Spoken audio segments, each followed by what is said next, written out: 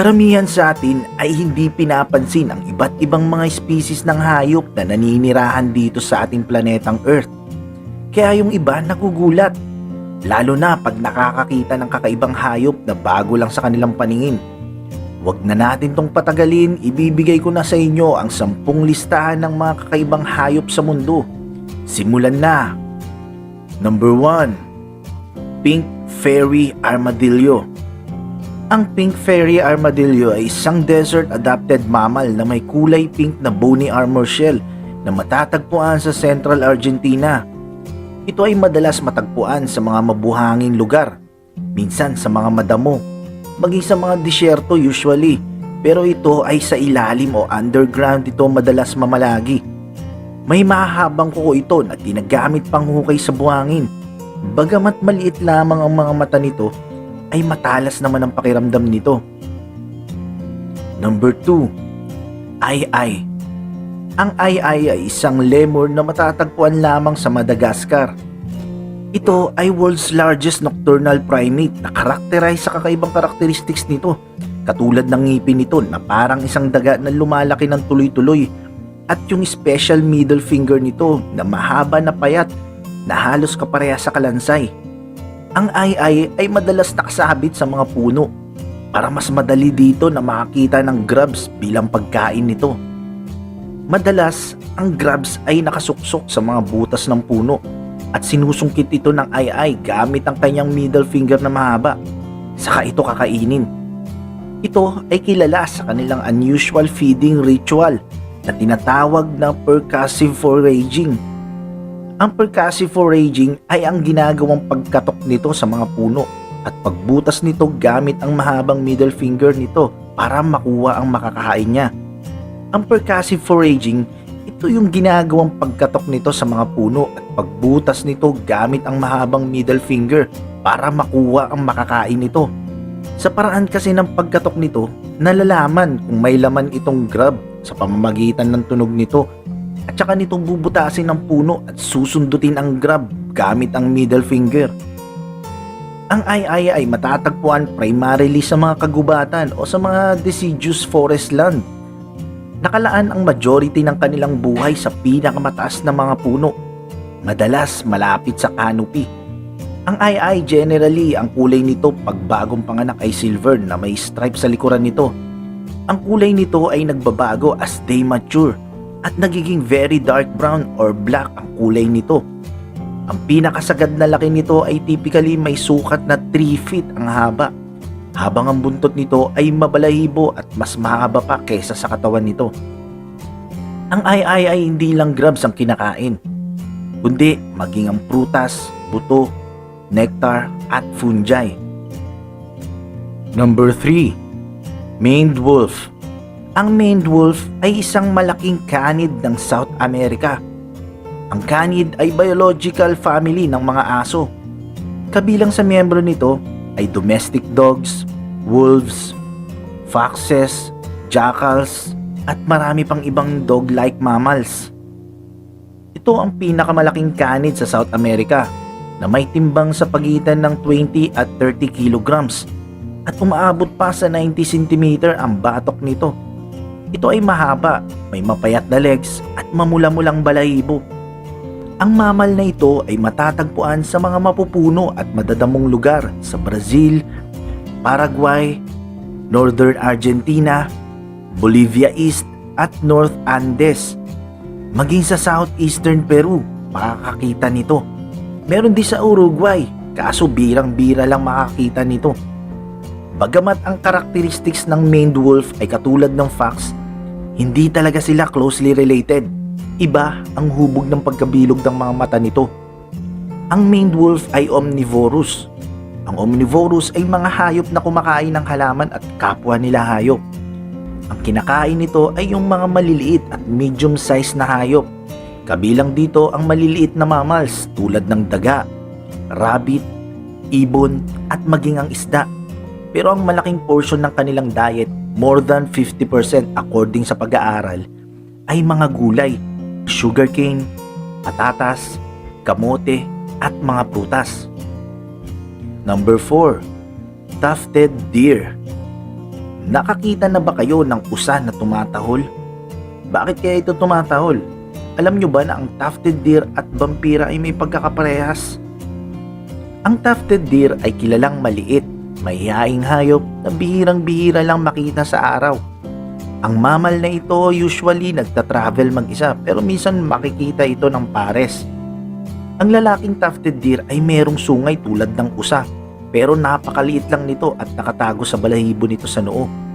Usually nagtitimbang ito sa pagitan ng 38 at 110 pounds at meron itong sukat na aabot sa 5 feet ang haba na kung saan ang lalaking tufted deer ay mas malaki kaysa sa babae.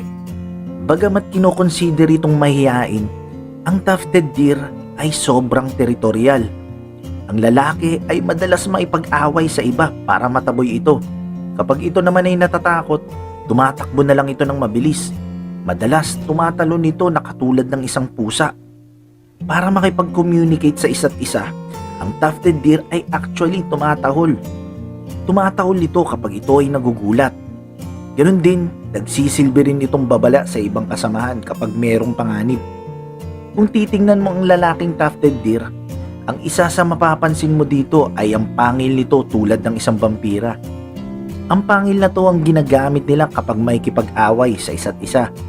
Ang tufted deer ay nabubuhay sa Asia, sa may bansang China, Tibet at Myanmar. Makikita ito sa mga magubat na bundok at usually malapit ito sa tubig tulad ng sapa at ilog. Ito ay herbivores. Ibig sabihin, ang kinakain lang nila ay puro halaman o damo.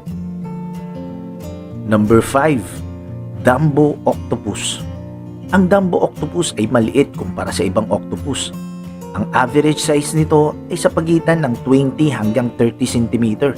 Malaki ng konti sa guinea pig na adult size. Pero may mga scientist na natagpuan ng isang specimen na may laki na 1.8 meters na halos 6 whole feet ang laki. May iba't iba itong hugis at kulay at may abilidad na i-flash o i-camouflage ang kanilang sarili sa kanilang environment.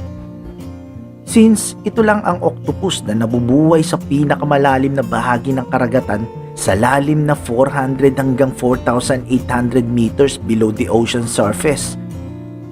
Hindi na nito kailangan ng ink sac as defense mechanism. Although maaari itong matagpuan worldwide, ito ay madalas na obserbahan sa mga bansang New Zealand, Australia, California, Philippines at New Guinea. Kapag ang Dumbo octopus ay nakakita ng makakain nito, ito ay nilulunok niya lamang ng isang lunukan. Number 6. Naked mole rat. Ang naked mole rat o kilala bilang the sand poppy ay matatagpuan sa parte ng East Africa. Ang ngipin nito ay nag-ooperate independently. Gumagalaw ang ngipin nito sa harap separately tulad ng isang pares ng chopsticks. Ang naked mole rats ay hindi umiinom ng tubig. Oo, tama narinig mo, nakukuha nila ang hydration na kailangan nila mula sa kanilang kinakain na halaman. Ang mole rats ay kinakain ng pinakailalim ng parte ng halaman. Ang kinukonsume lamang nito typically ay yung mga parte lamang ng ugat nito. Ang mole rats ay mayroong 17 different vocalizations. Ito ay nakikipag-communicate sa isa't isa gamit ang paghuni, pagsitsit, at iba pang tunog. Dahil ang mole rats ay virtually blind, ang kanilang sense of smell ay napakahalaga. Ang naked mole rats ay pinapractice ang tinatawag na coprophagy. Ito ang pagkain ng sarili nilang dumi. Number 7. Geranok. Ang geranok ang pinaka-cute na antelope ng Africa. Ito ay parte ng gazelle family at classified bilang isang antelope.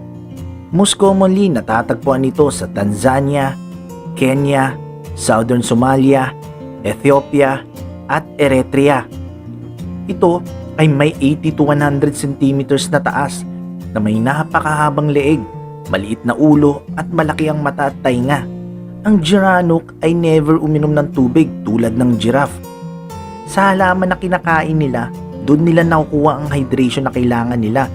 Ito ang dahilan kaya nakakasurvive ang mga ito sa mga disyerto na lugar. Number 8. Dugong. Ang dugong ay isang medium-sized marine mammal. Ang katawan nito ay malaki na pabilog ang hugis. Ang kulay nito ay nagbabago dahil sa pagtubo ng lumot sa balat nito. Ang buntot at flippers nito ay katulad ng isang dolphin.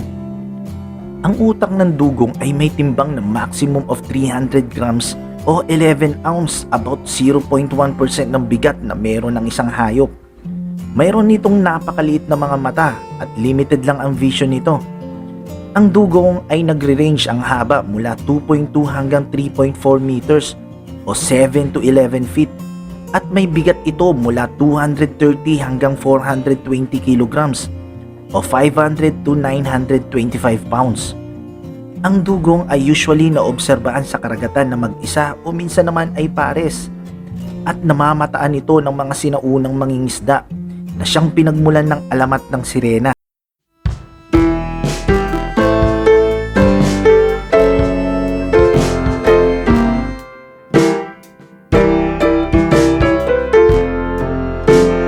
Ay may mahabang buhay, up to 73 years. Number 9. Babirusa. Ang babirusa ay matatagpuan sa kagubatang isla ng Indonesia. Ang hugis ng katawan nito ay katulad ng isang bariles. Ang mga legs nito ay katulad sa usa. Ang babirusa ay very unique na baboy. Isa ito sa wild members ng pamilya ng mga baboy. Ang babirusa ay halos lahat kinakain nito. Ito ay omnivorous na kumakain ng dahon, prutas, berries, mani, kabute, insekto, isda at maliliit na mammals. Kahit yung mga kapwa niya na babirusang maliliit ay kinakain nito. Number 10. Fossa. Ang fossa ay pinakamalaking carnivorous mammal sa isla ng Madagascar. Ito ay aabot sa halos 6 feet ang haba na may mahabang buntot. Ang itsura nito ay parang pinagsama-samang itsura ng pusa, aso at mongoose. Ang fossa ay may mapayat na katawan, maskuladong binti at may reddish brown na kulay. Ito ay may maliit na ulo na katulad ng pusa, maiksing nguso na katulad ng aso at malaking bilog na tainga. Ang fossa ay top predator sa Madagascar. Ito ay naghahanap ng makakain, papaumaga man ito o gabi. At kaya niyang huliin ang kanyang makakain nasa lupa man ito o nasa puno. Kumakain din ito ng maliliit na mammals tulad ng isda, butiki, ibon, palaka at insekto. Mabilis ito umakyat sa mga puno at kaya nito tumawid sa mga sanga-sanga. Ang mga fossa ay nakakalat sa mga area ng kagubatan ng Madagascar, although ang populasyon nito ay mababa.